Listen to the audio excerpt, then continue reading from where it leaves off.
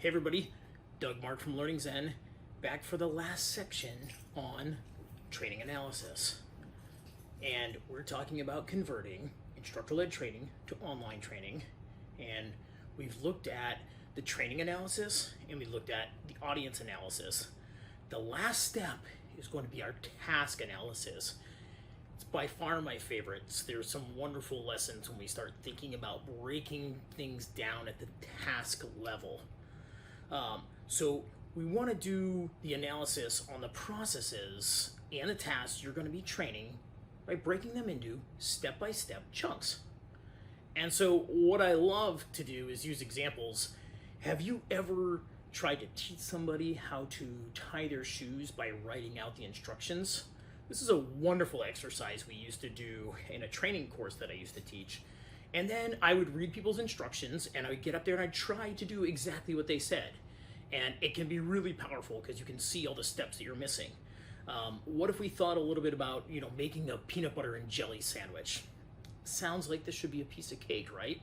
But, if somebody has never done that before, did you take the time to write out each step or show them each step in a video, or did you use other visual aids?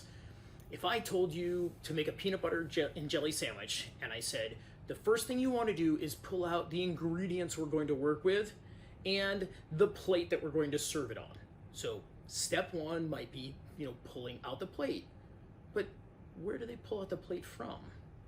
So we're going to say from the cabinet in the upper right-hand side, pull out the plate, put it on the counter. Go get your next 4 ingredients. Get the jelly, the peanut butter, and the bread.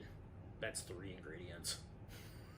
Anyways, so where do they get those things? I just said pull out the peanut butter, the jelly, and the bread. Okay, from the cabinet, get the peanut butter. From the refrigerator, get the jelly. From the counter, get the bread. And then open all of those things. If I don't tell them how to open the bread bag, are they going to tear it in the middle and we're never going to be able to use it again? Look, this is our example. We likely aren't teaching how to make that peanut butter and jelly sandwich. We're teaching something that's a lot trickier. So there's a lot of devil in those details you want to take into consideration. So I challenge you to break things out into logical step-by-step instructions and try those tasks. Try it with your own team.